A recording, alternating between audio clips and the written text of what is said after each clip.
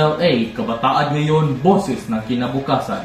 Narito na ang inyong paboritong himig sa Radyong Kabataan, DMLA 99.9 sa palapihitan ng inyong mga radyo. Mga balitang sa inyo'y hihimayin, sisiyasatin, at sa inyo'y ihahain. ito ang Radyo Kabataan. Biyernes, unang araw ng Disyembre, taong kasalukuyan. Ako po si Erin Montesilio, At ako naman po si Kristen Aton. sa ulo ng mga nagbabagong balita sa loob-labas ng bansa. Ano katao, patay sa snowstorm sa Ukraine. 5 taong gulang na kambal, patay matapos malunod sa swimming pool.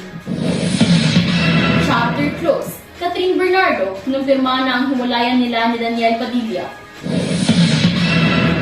UP Fighting Maroons, pinayoko ang LaSalle Green Archers.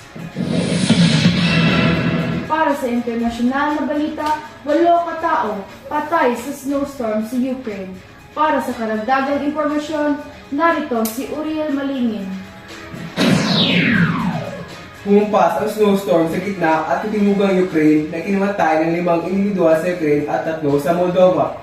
Taglay nito ang malakas na hangin na nagpapatay ng kuryente sa daan-daang mga bayan at isinara rin ang mga pangunahing daan sa bansa. Sugatan naman ang 19 na tao sa Ukraine habang 10 naman sa Moldova. Batay sa snow and weather forecast sa Ukraine, may paparating pang mas malalang panahon sa kanilang bansa. Ako si Oriel Malingin, Radyo Kabataan. Para sa lokal na balita, 5 taong gulang na kambal, patay matapos malunod sa swimming pool. Para sa karagdagang impormasyon, narito si Jaya Lana. Nasawi ang 5 taong gulang na kambal matapos silang malunod sa swimming pool sa isang subdivision sa Barangay Gabi sa isang bayan sa Cordova, Cebu. Alas 3 ng hapon ng linggo, Nobyembre 26. Ang mga biktima ay kinalang sina Dexon Sarmento at Patrick Sarmento na paano nakatira sa naturang subdivision. Ayon kay Police Major Michael Hinguyon, agad silang pumunta sa lugar matapos makatanggap ng ulat ukol sa pagkalunod. Nakita nila na isinakay na ang biktima sa ambulansya ng rescuer at dinala sa ospital sa Barangay Agos sa Pulaco City. Ngunit ilang oras pagkatapos, inideklara ng doktor na patay na ang mga biktima. Sa investigasyon, natuklasan ng pulisya na naglalaro ang mga bata ng bola malapit sa pool. Tila tumilapol ang bola sa pool at nang kunin ito sa isa sa kambal, sumunod ang kapatid nito at nadulas sa pool. Sinubukan ng isa sa kanila na iligtas ang kapatid, ngunit pareho silang nalunod. Ako si Gia Lanat, Radyo Kabataan. Magbabalik ang Radyo Kabataan.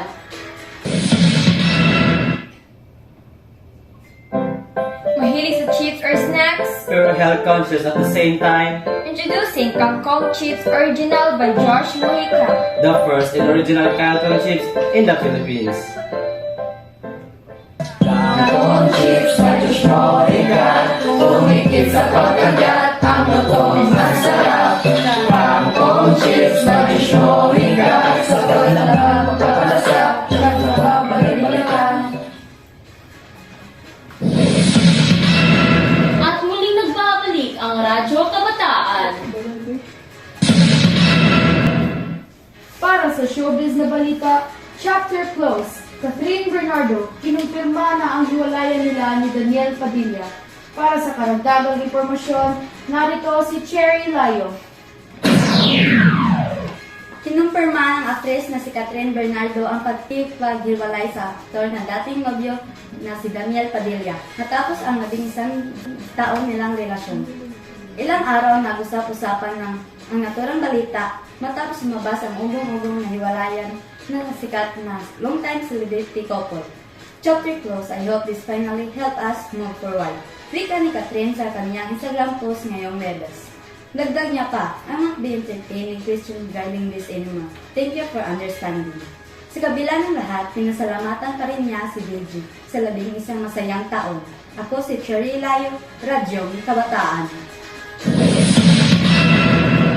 Para sa sports na balita, UP Fighting Maroons, pinayoko ang LaSalle Green Archers. Para sa karagdagang impormasyon, narito si Troy Milagrosa. Pinayuko ng UP Fighting Maroons ang LaSalle Green Archer. Matapos ang mabagsik na unang quarter, mabilis na nakontrol ng Fighting Maroons ang Green Archer sa score na 97 at 67 sa Game 1 ng UAAP Season 86 Finals. Nangunguna si Harold Alarcon sa UP na may 21 points habang si Francis Lopez ay may 15 points at 11 boards. Ayon kay Lopez, ang misyon ng Fighting Maroons ay makakuha ng 2 panalo. Isa na lamang daw ay makakamit na nangpupunan ang kanilang minimiti. Susubukan ng UP ang ikalawa nilang kampyonato sa Game 2 ngayong linggo, December 3. Yun lamang sa Balitang Palaro. Ako si Troy Milagrosa, Radio Kabataan. Muli nating balikan ang mga nagbabagong balita sa araw na ito. Dalawang katao patay sa snowstorm sa Ukraine. 5 taong gulang na kambal, patay matapos malunod sa swimming pool. Chapter close. Catherine Bernardo, kinumpirma na ang hiwalayan nila ni Daniel Padilla. UP Fighting Maroons, pinayoko ang LaSalle Green Archers. At yan ang ilang minutong balitaktakan sa araw na ito. 2 araw na lang Pasko na. Konting araw na lang. Magpapasko na.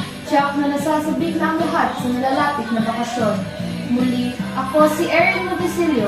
Balitang ating kailangan, ihahatid ng lingkod ng sambayanan. At ako naman si Kristen Aton. Lingkod niyong totoo, laging patas kanino. At ito ang Radyo Kabataan.